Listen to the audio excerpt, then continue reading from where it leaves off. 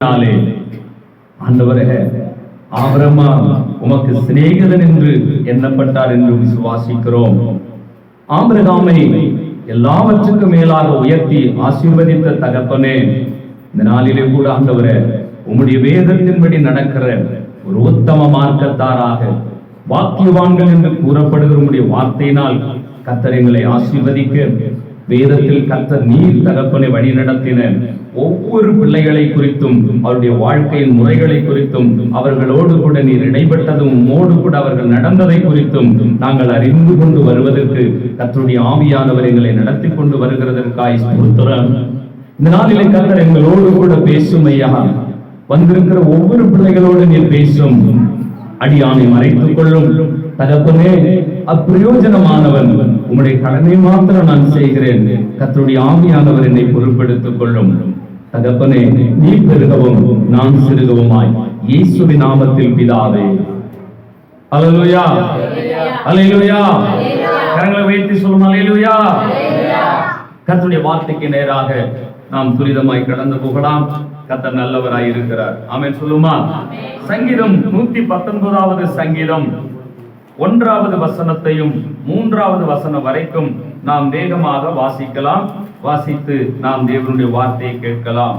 சங்கீதம் 119 1வது வசனத்திலிருந்து கேட்கக்கூடிய பிள்ளைகள் நீங்கள் கவனமாய் கேட்கும்படியாகவும் உங்களை நான் அன்போடு கூட கேட்டுக்கொள்கிறேன்.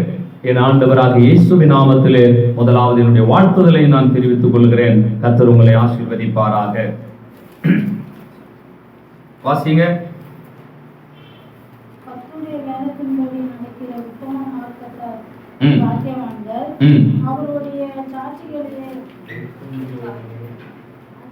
அவருடைய சாட்சிகளை கை கொண்டு அவரை முழு இருதயத்தோடு தேடுகிறவர்கள் பாக்கியவான்கள். அவர்கள் அநியாயமா செய்யாதில்லை, அவருடைய வழிகள் நடக்கிறார்கள். அல்லேலூயா, அல்லேலூயா. கையை உயர்த்தி சொல்லுமா? கர்த்தருடைய வேதத்தின்படி நடக்கிற உத்தம மார்க்கத்தார். எதன்படி நடக்கிறவர்கள் என்று பார்த்து வருகிறோம். வேதத்தின்படி. அல்லேலூயா. நல்ல கவனிங்க. ஒரு மனிதன் வேதத்தின்படியான, வேதம் என்பது தேவனுடைய வார்த்தை என்றும் அது வேதம் என்பது என்ன என்பதையும் நாம் ஏற்கனவே கேட்டிருக்கிறோம். ஆகினாலே நல்ல கவனிங்க. ஒரு மனிதன் வேதத்தின்படி நடக்கிறவனாய் இருக்கப்பட வேண்டும். உங்களுக்கு வேதத்தின் படி என்கிறதையும் வேதம் என்கிறதையும் கொஞ்சம் நான் உங்களுக்கு காண்பித்து கொடுத்து விட்டு தொடர்ந்து நாம் பார்த்து கொண்டு வருகிற செய்திகளை பார்க்க விரும்புகிறேன். நன்றாய் கவனிங்க. ஆதாமிற்கு வெளிப்பட்ட வேதம், ஆதாமில் ஆண்டவர் வெளிப்படுத்தின வேதம். நல்லா கவனிங்க. ஆதாமுக்கு பிறகு வந்த நோவா என்கிற மனிதனையும், ஆதாமின் சந்ததியில் இருந்து 10வது தலைமுறையாக வரக்கூடிய இந்த நோவா, 7வது தலைமுறையில் வந்த ஏனோக்கும் நோவாவை குறித்தும் அவர்கள் தேவனோடு சஞ்சரித்தார்கள் என்றும் உத்தமனாய் இருந்தான் என்றும் நீதிமானாய் இருந்தான் என்றும் கர்த்தருடைய வார்த்தை சொல்லுகிறது. அல்லேலூயா. நல்ல கவனிங்க. இப்பொழுது இந்த வேதத்தின்படி நடந்த சில பாத்திரங்களை, வேதம் என்பது என்ன, ஏன் நாம் வேதத்தின்படி நடக்கப்பட வேண்டும், வேதத்தின்படியாக நடந்தவர்கள் அவர்களுடைய வாழ்க்கையின் காரியங்களையும் பார்த்து வேதத்தின்படி நடப்பதினாலே நமக்கு கிடைக்கப்படுகிற ஆசீர்வாதங்களையும் நாம் தொடர்ந்து பார்க்க இருக்கிறோம். அல்லேலூயா, அல்லேலூயா. ஆகினால் தான் ஒவ்வொரு பாத்திரங்களாக நாம் பார்த்து வருகிறோம்.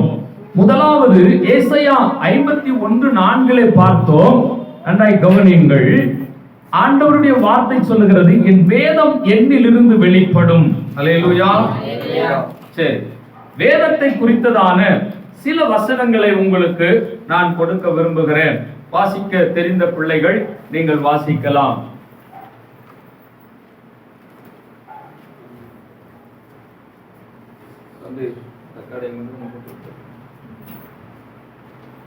கவனிங்க. நான் சொல்ற வார்த்தைகளை கொஞ்சம் நீங்கள் கவனமாய் கேட்டுக்கொள்ளணும். இந்த போர்டுக்கு மேல வைப்பா, மார்க் இருக்கா? சரி, அடுத்த வாரத்தில் உங்களுக்கு தெளிவாக நான் அதை காண்பிக்க விரும்புகிறேன். கர்த்தருக்கு ஸ்தோத்திரம். கவனிங்க, வேதம் என்ன சொல்லுகிறது என்பதை குறித்து முதலாவது நாம் பார்க்கலாம். வேதம் என்ன சொல்லுகிறது?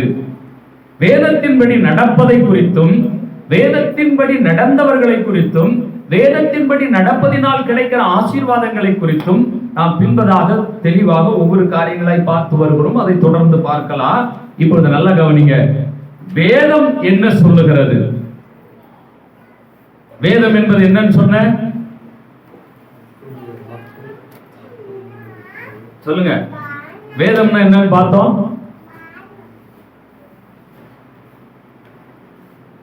என்ன ஒருத்தர் பேச மாட்டேங்கிறீங்க? என்னமோ பார்த்தோம், நீங்க ஒன்னும் சொன்னீங்க, எனக்கு ஒன்னும் புரியல. வேதம்னா என்னன்னு பார்த்தோம். சரி, பிறகு நான் அதை மறுபடியும் உங்களுக்கு சொல்லுகிறேன். கவனிங்க, வேதம் என்ன சொல்லுகிறது? நீதிமொழிகள் 6வது அதிகாரம் 23வது வசனம். நீதிமொழிகள் 6வது அதிகாரம் 23வது வசனம்.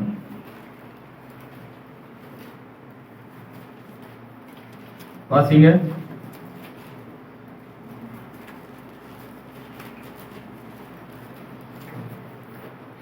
இவ்வளவு நேரமா பைபிள் புரட்டுறீங்க?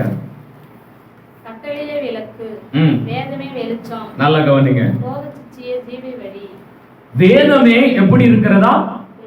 வெளிச்சம். சொல்லுங்க. வேதமே நமக்கு வெளிச்சமாய் இருக்கிறது. வெளிச்சம்னா என்ன? எப்படி வெளிச்சமாய் இருக்கிறது?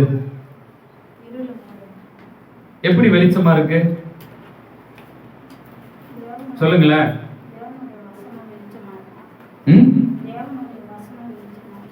வெளிச்சம் நமக்கு எதை கொடுக்கிறது? முதல்ல வெளிச்சம் எதுக்கு தேவைப்படுது?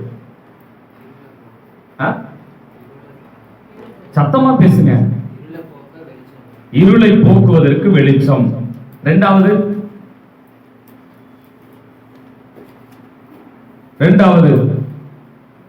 வேகமா பேசுங்க. வெளிச்சம் முதல்ல இருளை போக்குகிறது. இரண்டாவது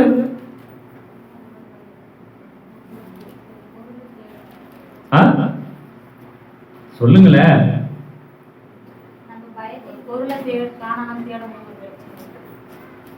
சரி, அதுக்கு தேவைப்படுது. அப்புறம்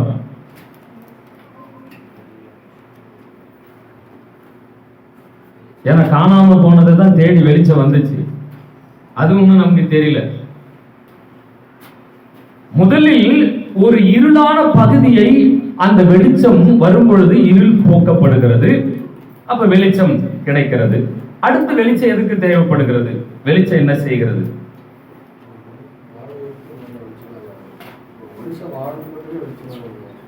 வெளிச்சம் வேணும்னு தான். அதனாலதான் முதல்ல ஆண்டவரே சொன்னாரு, வெளிச்சம் உண்டாக கடவுது அப்படின்னு சொன்னார். முதல்ல வெளிச்சத்தை தான் கொடுத்தார். இந்த வெளிச்சம் அடுத்து என்ன செய்கிறது?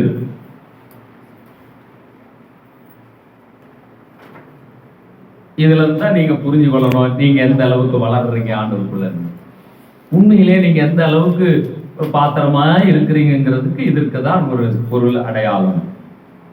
வெளிச்சம் முதலாவது ஒரு இருளை போக்குகிறது. இருளுக்குள் ஒளி வரும் பொழுது, ஒளி வந்த பிறகு, வெளிச்சம் வந்த பிறகு இருள் போகிறது. கரெக்ட், நியாயம்.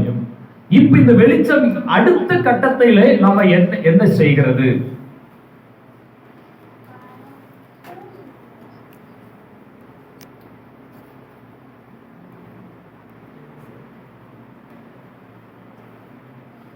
விலங்கலையோ? நீங்க ஒரு இருட்டு அறைக்குள்ள இருக்கிறீங்கன்னு வச்சுக்கங்க. இது வரைக்கும் உள்ள இருக்கிறீங்க, எது கிழக்கு, எது மேற்கு, எது தெற்கு, எது வடக்குன்னு தெரியல. இருட்டு பகுதிக்குள்ள இருக்கிறீங்க. முதல்ல வெளிச்சம் வரும் பொழுது, வெளிச்சம் உண்டாகும் பொழுது இருள் போகப்படுகிறது. இருள் போன பிறகு நெக்ஸ்ட் நீங்க என்ன பண்ணுங்க? அடுத்து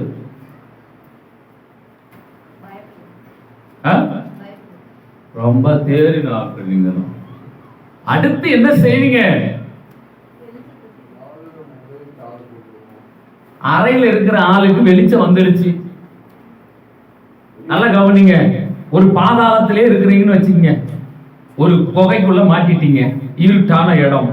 திடீரென்று சூரிய ஒளிச்சம் வந்து ராத்திரி பூரா இருட்டுல கிடக்குறீங்க. விடிஞ்ச உடனே சூரிய வெளிச்சம் வந்து விட்டது. வந்த பிறகு இப்போ உங்களுக்கு அந்த இருள் போயிடுச்சு. அடுத்து குகையிலிருந்து என்ன பண்றீங்க? வழிகாட்டுது. வழி கிடைக்கிறது. வேதம் வெளிச்சம். சங்கீதம் 119 சொல்றாரு பாருங்க, வாசிங்க. அதே 119வது சங்கீதத்துல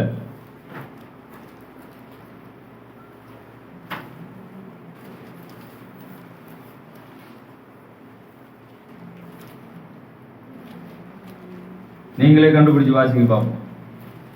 நான் வசனத்தை மட்டும் சொல்றேன்.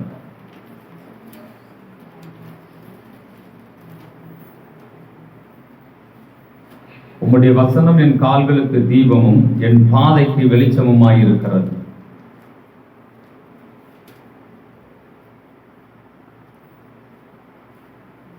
சங்கீதம் 119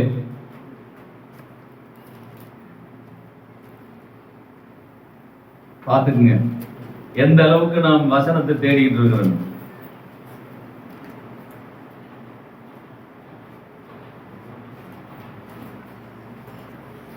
அல்லேலூயா. கவனிங்க, பாதைக்கு வெளிச்சமாக இருக்கிறது. முதலாவது வேதம் வெளிச்சமாக இருக்கிறது. நன்றாக கவனிங்க, ஒரு இருளை போக்கும்படியாய். ராசி உம்முடைய வசனம் என் கால்களுக்கு தீபமாய், உம்முடைய வசனம் என் கால்களுக்கு தீபமும் என் பாதைக்கு வெளிச்சமாய் இருக்கிறது. உம்முடைய நீதி நியாயங்களை காத்து நடப்பேன் என்று ஆணையிட்டேன். நல்ல கவனிங்க போதும். உம்முடைய வசனம் என் கால்களுக்கு எப்படி தீபம்? சொல்லுங்க. தீபம்னா என்ன? ஒளி. பாதைக்கு அது எப்படி இருக்கா? வெளிச்சம் கொடுக்கிறது. கரங்களை தட்டி கர்த்தரை ஸ்தோத்திரம் பண்ணுவோம்.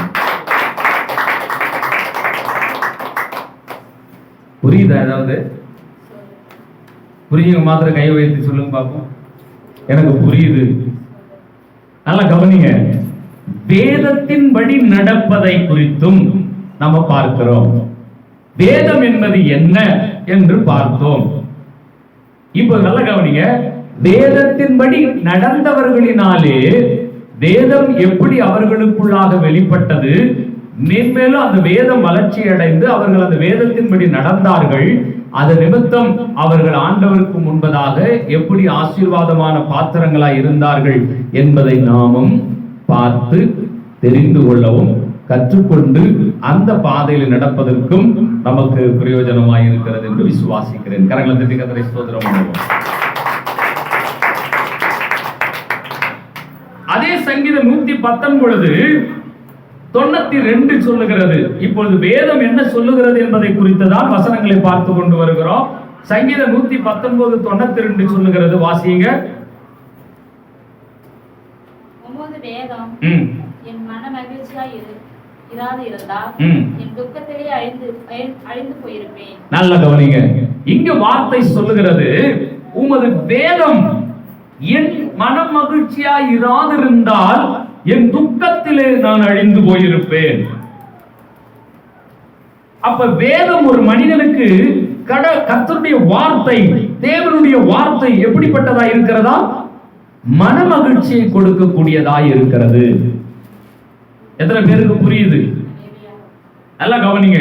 முதலில் பார்த்தோம், வேதம் ஒரு மனிதனுக்கு தேவனுடைய வார்த்தை வெளிச்சத்தை கொடுக்கிறது.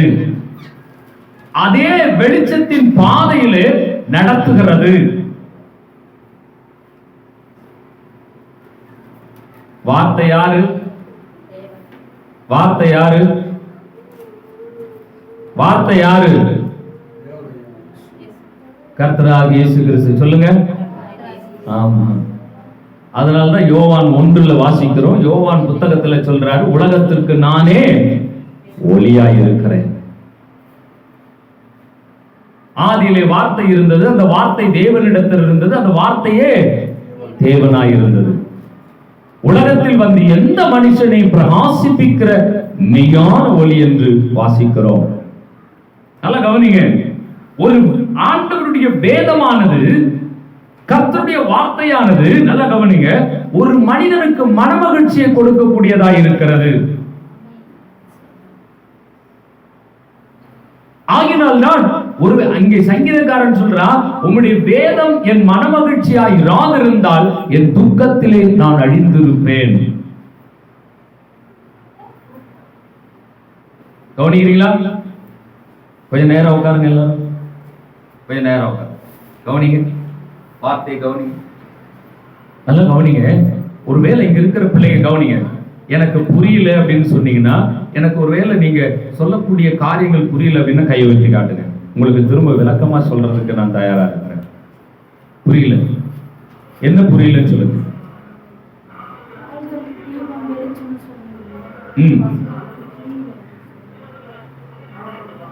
கர்த்தருடைய வேத வார்த்தையானது, வேதமானது வெளிச்சமாக நமக்கு இருக்கிறது, வெளிச்சம் கொடுக்கிறது. முதலாவது, அது நம்முடைய கால்களுக்கு தீபம் என்று சொன்னால் நான் நடக்க வேண்டிய பாதையை எனக்கு காண்பிக்கிறது. இப்ப புரியுதா? புரியலையா? புரியுதா? புரியலையா? இப்ப நான் கேட்கிறேன்,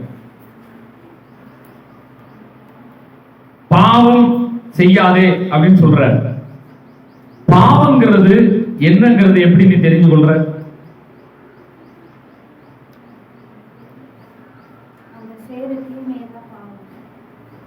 இல்ல, நான் அதை கேட்கல. பாவம் செய்யாதேன்னு சொன்னவர் யாரு? அப்ப பாவங்கிறது எப்படி நீ தெரிந்து கொள்ற? வார்த்தையினால் தானே. பாவம் என்பது என்னன்னு வார்த்தையில் தானே கொடுத்திருக்கிற. அந்த வேதத்தின் வார்த்தை தான். இந்த வேதமாகிய தேவனுடைய வார்த்தையானது இல்லாமல் இருந்தால் என் துக்கத்திலே நான் அழிந்து போயிருப்பேன் என்று சங்கீதக்காரன் சொல்லுகிறார். அப்ப தேவனுடைய வார்த்தை ஒரு மனிதனுக்கு மனமகிழ்ச்சியை கொடுக்கிறது. எப்படி கொடுக்கிறது? மனமகிழ்ச்சி எப்படி உண்டாகிறது? அந்த மனதுக்குள்ள ஒரு சந்தோஷத்தை, இருதயத்துக்குள்ள சந்தோஷம், தேவனுடைய ஆறுதலான வார்த்தைகள், தேவனுடைய வார்த்தை கேட்கப்படுகிற பொழுது. இப்ப நான் கேட்கிறேன், நீ கவலையில ரொம்ப இருக்கிறீங்க, உங்களை பார்த்து மகளே நீ பயப்படாத, நான் உன் கூட இருக்கிறேங்கிற வார்த்தை வரும்போது உனக்கு எப்படி இருக்கு? எப்படி இருக்கு வள்ளி? எப்படி இருக்கு? நீ ரொம்ப துக்கமா இருக்கிற, மனசு ரொம்ப துக்கத்துல இருக்கு.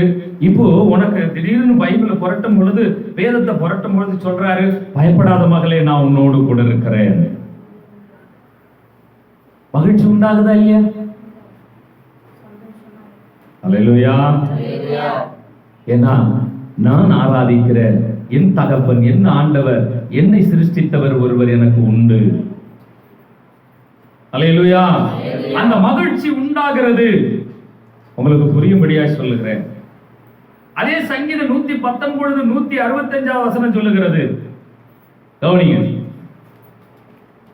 வாசிங்க, வேகமா வாசிங்க. இந்த பிள்ளைங்க கிட்ட இருக்கிற செல்லெல்லாம் கொஞ்சம் வாங்குங்க, எல்லாம் கொடுத்துட்டு திரும்புங்க, திரும்புங்க, எல்லாம் நேரா திரும்ப.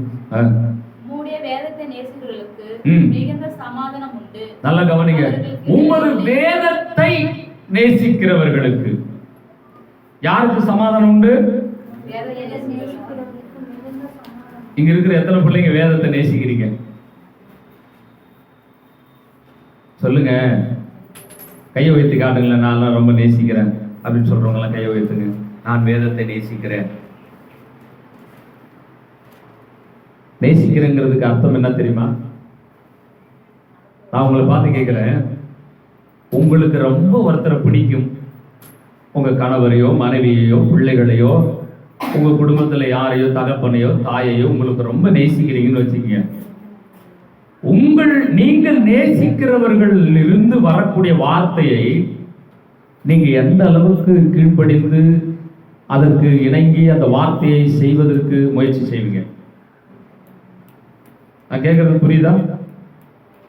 நீங்க ஒருத்தரை நேசிக்கிறீங்க, அவங்க உங்களுக்கு ஒரு காரியத்தை சொல்றாங்க, அதை எந்த அளவுக்கு செய்வீங்க?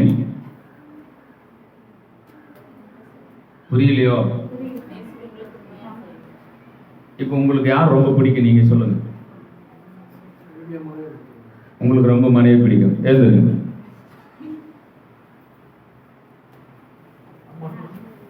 பிடிக்குமா? ரொம்ப நேசிக்கிறீங்களா? ரொம்ப நேசிக்கிறீங்க. இப்போ உங்க மனைவி உங்களுக்கு ஒரு காரியத்தை சொல்றாங்க, நீங்க என்ன செய்வீங்க? தவறாமல் செய்வேன். கரங்களை தட்டி கத்தரை சொல்றேன். எப்படி செய்வேன்? தவறாமல். தவறாமல்னா என்ன? பிழை இல்லாமல் அந்த காரியத்தை செய்வதிலேயே அதை நிறைவேற்றுவதற்கு கண்ணும் கருத்தும் சொல்லுவாங்க பார்த்தீங்களா, கவனம் கொண்டு சரியாக அதை தவறாமல் நான் செய்வேன். உட்காருங்க. உண்மையாகவே நான் என் ஆண்டவரை நேசிக்கிறேன் என்று சொன்னால், இங்கே சொல்லப்படுகிறது உமது வேதத்தை நேசிக்கிறவர்களுக்கு,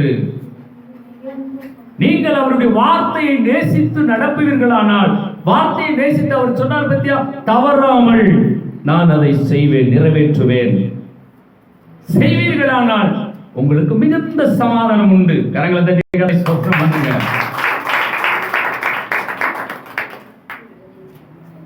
எத்தனை பேர் இந்த வார்த்தையெல்லாம் உள்ள கேட்ச் பண்றீங்க? அப்படியே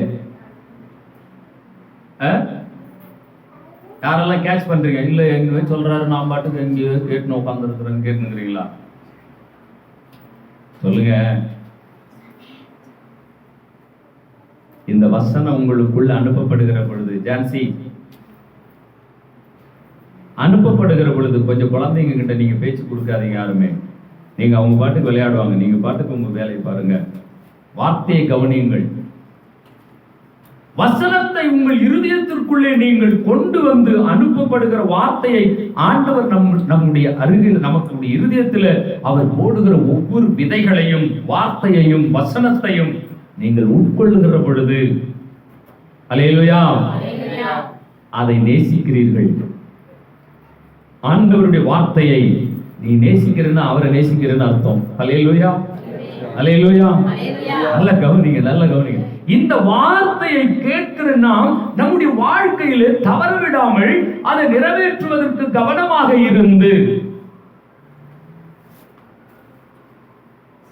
ஒரு மனைவியின் வார்த்தை தவறவிடாத ஒரு கணவனாய் இருக்கிற பொழுது, ஒரு தகப்பனுடைய வார்த்தையை தவறாமல் இருக்கிற பிள்ளையாக இருக்கும் பொழுது, தகப்பனை நேசிக்கிறபடினால் அவருடைய வார்த்தை எனக்கு மிக மிக முக்கியமானது ஒன்று, கனமானது ஒன்று.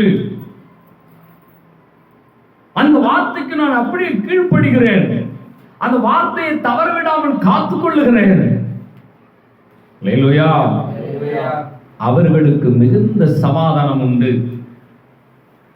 வேதம் என்ன சொல்லுகிறது என்கிற அடிப்படையில் பார்க்கிறோம்.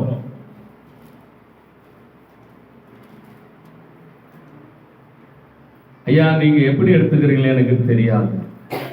இந்த செய்தி மாத்திரம் ஒரு வேதத்தை ஓரளவுக்காவது நேசித்து பிடித்து நல்லா படிக்கிற ஜனங்களாக, உண்மையாகவே நல்ல கவனிங்க, ஆண்டவருடைய வார்த்தைக்கு செவிசாய்க்கிற விசுவாசம் உள்ள பிள்ளைகளா இருப்பார்களானால்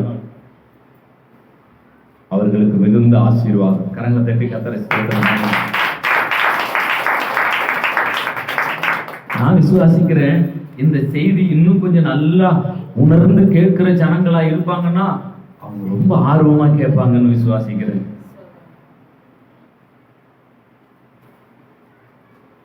உங்களுக்கு என்னமோ நான் தேனை ஊத்துற மாதிரி இருக்கா, இல்ல பாவக்காயை கரைச்சு ஊத்துற மாதிரி இருக்கா தெரியல எனக்கு. ஏன்னா எல்லாரும் முகமும் ஒரு மாதிரி ராத்திரி 3 நாள் காணாத போய் கண்டுபிடிச்ச மாதிரி உட்கார்ந்துட்டு இருக்கிறீங்க. ஒரு புன் சிரிப்போட உட்கார்ந்துருங்க. பிரசங்கம் பண்ணுங்கிறவங்க முன்னால ஒரு புன் சிரிப்போட இருங்க. வசனம் உள்ள போக போக நல்ல கவனிங்க, எனக்கு அது மன மகிழ்ச்சியை கொடுத்து கொண்டிருக்கிறது, எனக்கு மிகுந்த சமாதானத்தை கொடுத்து கொண்டிருக்கிறது. அல்லேலூயா.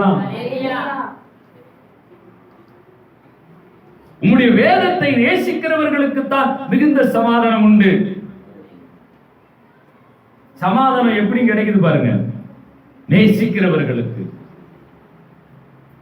அல்லேலூயா. நீங்க போய் யாரையாவது கேட்டு பாருங்க, சமாதானமா இருக்கிறீங்களா? உங்களுக்கு சமாதானம் உண்டாகுதுன்னு முதல்ல போய் சொல்லுங்கன்னு ஆண்டவரே சொல்றார். என்ன உண்டாகுதுன்னு யாராவது போய் சுவிசேஷம் சொல்லும் போது முதல்ல நம்ம உங்களுக்கு சமாதானம் உண்டாக கடவுதுன்னு யாராவது சொல்லி இருக்கிறோமா? கர்த்தருக்கு ஸ்தோத்திரம். நீங்க கடன் பிரச்சனைகளில் இருக்கிறீர்கள், சீக்கிரம் வாருங்கள். உங்கள் கடன் பிரச்சனை, நீங்கள் 10 லட்சத்தில் இருந்தால் உங்கள் ஆண்டவர் இயேசு கிறிஸ்து உங்கள் கடனை அடைத்து உன்னை கடன் இல்லாமல் ஆக்கி விடுவார். 10 லட்சம் கடன் அடைந்த உடனே அடுத்து அது இன்னொரு இடத்துக்கு வட்டிக்கு கிடைக்குமான்னு கேட்கும். இங்க இருக்கிற ஆளை யாராவது, இங்க மட்டும் இல்ல, உங்களுக்கு தெரிந்தவர்களை, நான் இதுவரைக்கும் கடனை அடைத்ததிலிருந்து கடனை வாங்காம வாழ்றேன்னு ஒவ்வொரு அளவுக்கு தெரிஞ்சவங்களை சொல்லுங்க, நான் ரொம்ப சந்தோஷப்படுவேன். அல்லேலூயா. அப்படி யாராவது உண்டா? நல்லா கவனிங்க. ஏற்கனவே எதுக்காவது ஜீவனம் பண்ண கடன் வாங்கினாலும் அந்த கடனை ஆண்டவர் அடைச்சிருப்பாரு, எப்படியோ அதை விடுதலை ஆக்கியிருப்பாரு, திருப்பி அது வீடு கட்ட கடன் வாங்கியிருக்கும். திருப்பி வீடு கட்டுற கடனை அடைச்சிருந்து ஆண்டவர்கிட்ட கெஞ்சி மன்றாடி அந்த வீடு கட்டுற கடனை அடைச்ச பிறகு ஒருவேளை வீட்டு தேவைக்கு கடன் வாங்கியிருக்கும். அல்லேலூயா. நான் சொல்றது எத்தனை பேருக்கு புரியுது? நாம போய் என்னைக்காவது சுவிசேஷத்தை சொல்லக்கூடிய மக்களுக்கு என் ஆண்டவர் கற்றுக் கொடுத்த விதிமுறைகளின்படி, அவர் சொன்ன வழிமுறைகளின்படி சுவிசேஷம் சொல்றோமா? அவர் அனுப்புகிற பொழுது சீஷர்களை அனுப்பும் போது சொன்னார், என்ன சொன்னாரு? நீங்கள் போகும் பொழுது முதலாவது உங்களுக்கு சமாதானம் உண்டாக கடவது என்று சொல்லுங்கள். அதற்கு பாத்திரனா இருந்தா அந்த வார்த்தை அங்க என்ன செய்யும்? போகும். நாம் அப்படிதான் சொல்றோமா? சமாதானத்தை உண்டு பண்ணும் ஆக்கினையை அவர் தம்மேல் சுமந்து கொண்டார். சமாதான காரணர் சமாதானத்தை உண்டு பண்ணும்படி வந்தார், தேவனுக்கும் மனுஷனுக்கும் மத்தியிலே. அல்லேலூயா. கையை உயர்த்தி சொல்லுமா? இனிமே சுவிசேஷம் அப்படி சொல்லுங்க. அல்லேலூயா. இன்னைக்கு இருக்கக்கூடிய சூழ்நிலையில உலகத்துல வியாதி இல்லாதவங்களை கண்டுபிடிக்கிறது ரொம்ப கஷ்டம். அதனால அவங்களுக்கு முதல்ல சமாதானம் உண்டாயிடுச்சுனாலே, கர்த்தர் சமாதானத்தை கொடுத்துட்டார்னா அவங்க மனம் திரும்பி பாவ மன்னிப்பு பெற்று ஆண்டவரை ஏற்றுக்கொண்டு அவங்க உண்மையாகவே நித்திய ஜீவனை, நித்திய ராஜ்யத்தை, நித்திய ஆண்டவரை அவங்க விசுவாசிக்க ஆரம்பிச்சுட்டாங்கன்னா அவங்களுக்கு சமாதானம் உண்டுன்னு அர்த்தம். கரங்களை தட்டி கர்த்தரை ஸ்தோத்திரம். இந்த சமாதானமான பாத்திரமாய் அது சமாதானத்தோடு கூட போய் வாழும். யோபு புத்தகத்துல சொல்றார், இந்த பூமியில் இருக்கிற வரைக்கும் மண்ணினால் உண்டான இந்த சரீரம் நோவு இருக்கும். இப்ப நான் கேட்கிற தலைவலி சுகமான ஆள் எத்தனை பேருக்கு திரும்ப தலைவலி இல்லாம இருக்கு? நான் நல்லா கவனிங்க. அற்புதத்தை நான் கண்டம்ட்டு பண்ணி பேசல. சுகம் இன்னைக்கு எல்லாருக்கும் தேவை, விடுதலை எல்லாருக்கும் தேவை, அற்புதம் எல்லாருக்கும் தேவை. தேவையில்லாத ஆள் ஒருவரும் இல்லை. ஆனால் அதையே சார்ந்து அதையே கொண்டு சுவிசேஷம் அல்ல. அல்லேலூயா. நல்லா கவனிங்க. உம்முடைய வேதத்தை நேசிக்கிறவர்களுக்கு சமாதானம் உண்டுன்னு சொல்லுது வேதம். அப்ப இனிமே என்ன சொல்லணும்னா, உங்களுக்கு சமாதானம் இல்லைன்னு யாரெல்லாம் சொல்றாங்களோ, கர்த்தருக்குள் இருக்கிறவர்களை, கிறிஸ்துவுக்குள் இருக்கிறவர்களை, எனக்கு சமாதானமே இல்லை அப்படின்னு அது சொல்லுதா, நீங்க போய் சொல்லுங்க, வேதத்தை நேசிங்க, ஆண்டவருடைய வார்த்தையை நேசிங்க. அல்லேலூயா. சொல்லுங்க, அவருடைய கட்டளையை நேசிங்க, அவருடைய கற்பனைகளை நேசிங்க. அவர் நமக்கு கொடுத்திருக்கிற கட்டளையை நேசித்து நீ செய்ய பழகிக்கொள். உனக்கு மிகுந்த சமாதானம் உண்டு. ஆண்டவர் நமக்கு கொடுத்த பிரதான கட்டளை என்ன? பிரதான கட்டளை என்ன? யாராவது ஒரு ஆள் சொல்லுங்க பாப்போம். ஆண்டவர் கொடுத்த கட்டளை என்ன? அங்க பின்னால பாத்துக்காதீங்க, என்னை பார்த்து சொல்லுங்க. சொல்லுங்க. 10 கட்டளைகளா பாஸ்டர்? இயேசு கிறிஸ்து ஆண்டவர் உயிர்த்தெழுந்து போகும் பொழுது பரமேறி போகிறதுக்கு முன்பதாக தம்முடைய சீஷர்களுக்கு கொடுத்த கட்டளை பாத்துங்க. சபையில் இருக்கிற ஆட்கள் முதல்ல அவர் கட்டளையே புரியல, தெரியல.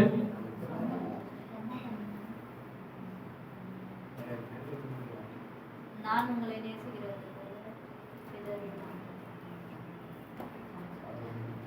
இயேசுவே, எனக்கு பிரசங்கம் பண்ணவே வரலப்பா, வரல. நல்லா கவனிங்க. முதல்ல அங்கன்வாடிக்கு பிள்ளைங்களை ஏன் அனுப்புறாங்க? பால்வாடி தான். சொல்லுங்க, எதுக்கு அனுப்புறாங்க? கவனிங்க. நீங்க எல்லாம் ஏன் அனுப்புறீங்க உங்க பிள்ளைங்களை பால்வாடிக்கு? எதுக்கு அனுப்புறீங்க? சொல்லுங்களேன். சரி, ப்ரீகேஜிக்கு எதுக்கு அனுப்புறீங்க? ப்ரீகேஜி உங்கள் நாலேஜிலே பேசுவோம். படிக்க கற்றுக்கொள்ள, ஒழுங்குகளை கற்றுக் கொடுக்கிறதற்கு முதலாவது போய் அவன் ஒழுங்குகளை கற்றுக்கொள்வதற்கும், நல்லா கவனிங்க, ஒரு ஒழுங்கு தன்மைகளை கற்றுக்கொண்டு அங்க போய் ஏதாவது சொல்றதுக்கு கற்றுக்கொள்வதற்கு அனுப்பி விடுறீங்க. எல்கேஜிக்கு போன உடனே முதல்ல என்ன கற்றுக் கொடுக்குறாங்க? 1ஆம் கிளாஸுக்கு போன உடனே என்ன கற்றுக் கொடுக்குறாங்க? அன்பு எழுந்துரு, அன்பு எழுந்துரு. நீ முதல்ல 1ஆவதுக்கு போன உடனே உனக்கு என்ன சொல்லி கொடுத்தாங்க? ஏபிசிடி. அப்புறம் என்ன சொல்லி கொடுத்தாங்க?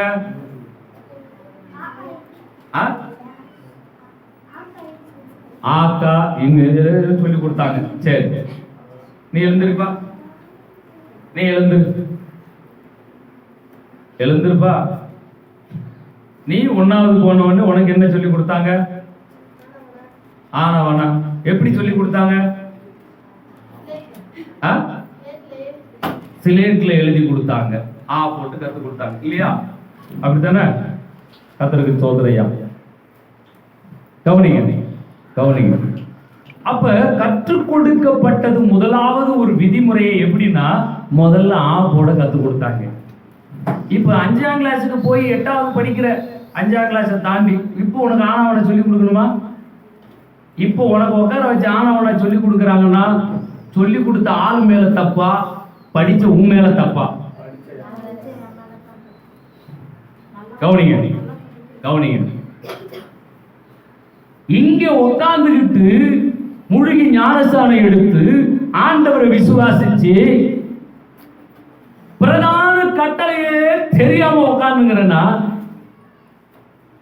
நீ 8ஆம் கிளாஸ் படிச்சேன்னா 10ஆம் கிளாஸ் படிச்சேன்னா வேஸ்ட்னு அர்த்தம். ஊழியம் செய்யற ஆளெல்லாம் எத்தனை பேர் கை வைத்து காட்டுங்க கொஞ்சம். தயவு செய்து ஊழியம் செய்யற ஆளெல்லாம் கை வைத்துங்க. கிராம ஊழியத்துக்கு போற ஆளெல்லாம்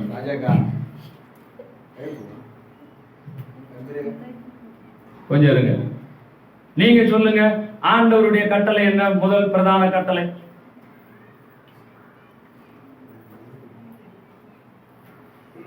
ஐயா நீங்க வாங்க ஐயா, உங்க கிளாஸ் நடத்துங்க. என்னால முடியல, எனக்கு பிரசங்கம் பண்ணவே வரல.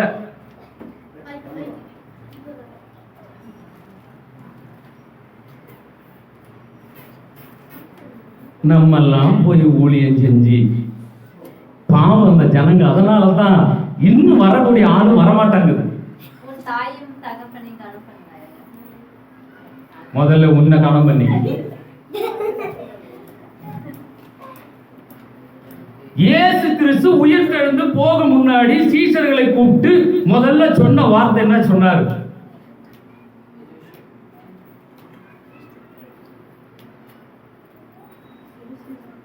நான் யார நம்புவேன், நான் யார வெறுப்பேன், நான் யார நம்புவேன். இப்ப அவர்தான் சொல்லுவார் நம்மளை பார்த்து, என்கிட்ட நல்லவன் போல நடிச்சவங்க நடுத்தருவுல விட்டு புட்டாங்க, என்ன செய்வேன் பெருமானே, நான் யார நம்புவேன், நான் யார வெறுப்பேன், வெளுத்ததெல்லாம் பாலுன்னு நான் நினைச்சேன், கொழுத்து போய் தேவனையே தின்னு பகச்சேன். மத்திய எழுதின சுவிசேஷம் 28வது அதிகாரம் 18ல இருந்து 20 வரைக்கும் வாசிங்க. உங்களை ஊழியத்து கூட்டு போன நான் தான் வெட்கப்படணும். சீக்கிரம் வாசிங்க. அதனாலதான் எல்லாத்தையும் மாசி மகத்துக்கு ஓட்டி விட்டு உட்கார்ந்து இருக்கிறோம்.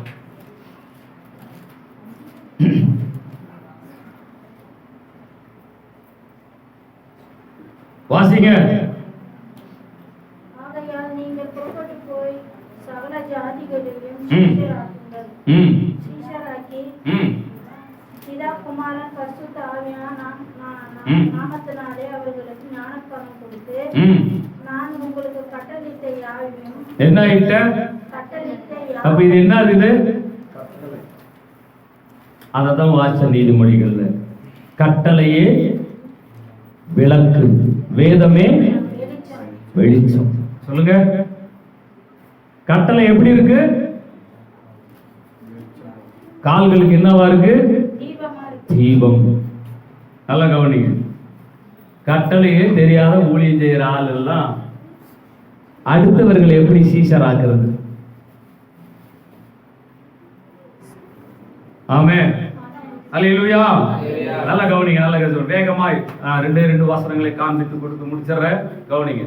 உம்முடைய வேதத்தை நேசிக்கிறவர்களுக்கு மிகுந்த சமாதானம் உண்டு. யாருக்கு சமாதானம் உண்டா? நேசிக்கிறவர்களுக்கு. சங்கீதம் 119, அதே 119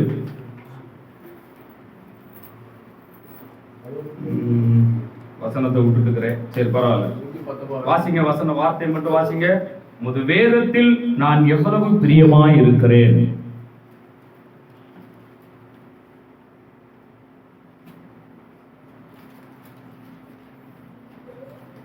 வாசிக்கிறீங்களா?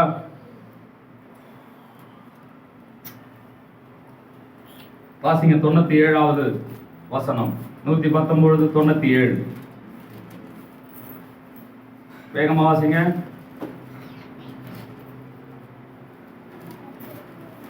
சீக்கிரம். உமது வேதத்தில் நான் எவ்வளவு பிரியமாய் இருக்கிறேன், நாள் முழுவதும் அது என் தியானம். சரி, நல்லா கவனிங்க. பிரியமாய் இருக்கிறேன். சங்கீதம் 1:1-3 சொல்லுகிறது, உமது வேதத்தில் பிரியமாய் இருந்து. அல்லேலூயா. எப்படி இருக்கணுமா? பிரியமாய் இருக்கணும். அல்லேலூயா, அல்லேலூயா. வேதம் என்ன சொல்லுகிறதுன்றதை தான் நான் பார்த்துக்கிட்டு வரேன். நல்லா கவனிங்க. உமது வேதத்தை எனக்கு அருள் செய்யும். அதே சங்கீதம் 119 சொல்லப்படுகிறது, உமது வேதத்தை எனக்கு அருள் செய்யும்.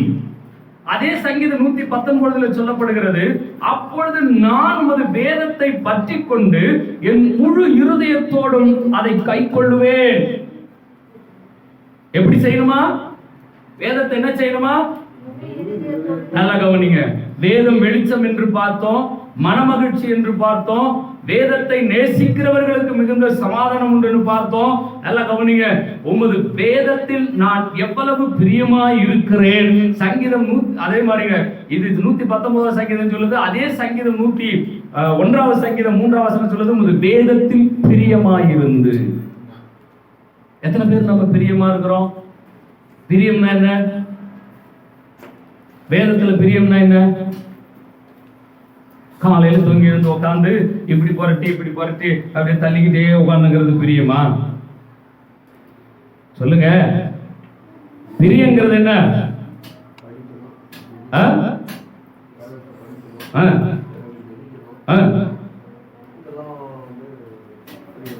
நல்லா கவனிங்க.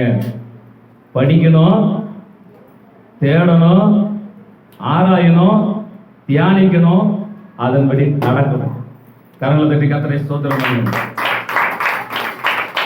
வார்த்தையை கை கொள்ளுகிறவன் அவன் தான் பிரியமா இருக்கிறான் அர்த்தம். அல்லேலூயா. அதனாலதான் இங்க அதே சங்கீதத்துல சொல்லப்படுகிற உமது வேதத்தை எனக்கு அருள் செய்யும், அப்பொழுது நான் உமது வேதத்தில் பற்றி கொண்டு என் முழு இருதயத்தோடும் அதை கை கொள்ளுவேன். பற்றி கொள்ளப்பட வேண்டும். அல்லேலூயா. பற்றி கொள்ளுதுன்னா என்ன? எப்படி பிடிக்கணும்? உங்க கையில ஒரு பவுனை கொடுத்துட்டோம்னா எப்படி பிடிச்சுன்னு இருப்பீங்க? ஏன்னா ஒரு பவுன் ஆச்சு, பற்றி கொள்ளுவீங்க. எத்தனை பேர் நாம் கர்த்தருடைய வார்த்தையை பற்றி கொள்ளுகிறோம்? வேதத்தை சொல்லுங்க. பற்றி கொள்ளுகிற ஆளாய் இருப்போமானால் இன்னைக்கு இந்த நிலைமை இருக்குமா? யோசிங்க. இன்னைக்கு இந்த நிலைமை இருக்குமா? ராத்திரி எல்லாம் கரகாட்டம் பார்த்த ஆளு, கச்சேரி பார்த்த ஆளு எல்லாம் புரட்டி வச்சு தூங்கின்னு இருக்கு. நீங்க வேணா போய் பாருங்களேன். இதெல்லாம் வேதத்தை பற்றி கொள்ளுகிறவர்கள். சொல்லுங்க, பற்றி கொள்ளுகிறவர்கள். அல்லேலூயா. சரி, கவனிங்க, முடிச்சிடுறேன். அடுத்தது பாருங்க, சங்கீதம் 119 அதே 18 வாசிக்கிறோம். உமது வேதத்தில் உள்ள அதிசயங்களை நான் பார்க்கும்படி என் கண்களை திறந்தருளும். வேதம் எப்படி இருக்குது? அதிசயம். சொல்லுங்க.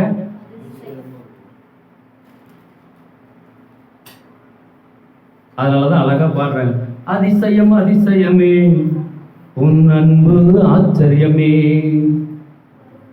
அது பாட்டு முதல் வழி சொல்லுப்பா.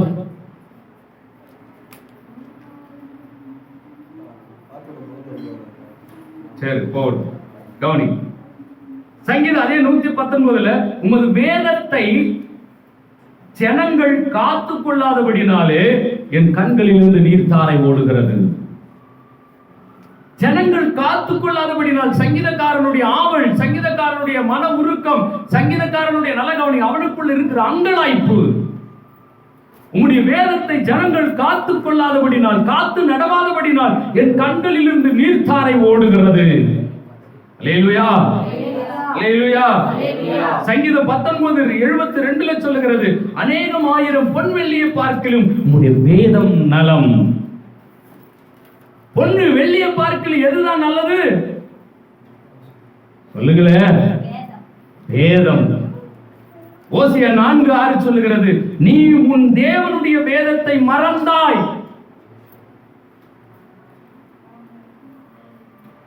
ஆசாரியர்களை பார்த்து சொல்ற, நானும் உன் பிள்ளைகளை மறப்பேன். சங்கீதம் 19:7-11 சொல்லுகிறது, உமது வேதம் குறைவற்றது,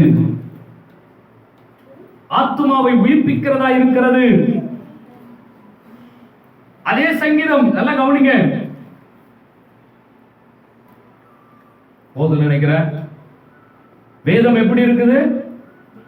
குறைவற்றதாய் இருக்கிறது, வெளிச்சமாய் இருக்கிறது, மனமகிழ்ச்சியாய் இருக்கிறது. நல்லா கவனிங்க. சமாதானத்தை கொடுக்கக்கூடியதா இருக்கிறது, நமக்கு ஆசீர்வாதத்தை அருளக்கூடியதா இருக்கிறது, அதிசயங்களாய் இருக்கிறது. அல்லேலூயா. நலமாக இருக்கிறது, குறைவற்றதாக இருக்கிறது. இந்த வேதத்தை நேசிக்கிறவர்களுக்கு தான் மிகுந்த சமாதானம் உண்டு. கரங்களை தட்டி கர்த்தரை துதிப்போம். ஆகினால்தான் வேதத்தின்படி நடக்கிற ஒரு வாழ்க்கையை நாம் பற்றி கொள்ள வேண்டும். ஆமென் சொல்லுமா? வேதத்தின்படி நடக்கிறவர்களாய் அவர்கள் தான் உத்தம மார்க்கம் என்றும் வேதம் சொல்லுது. எபிரேயர் புத்தகத்துல ஜீவ மார்க்கத்தை எனக்கு தெரியப்படுத்தினீர். அல்லேலூயா. அல்லேலூயா. பாதைக்கு தீபம், பேதைக்கு வெளிச்சம்.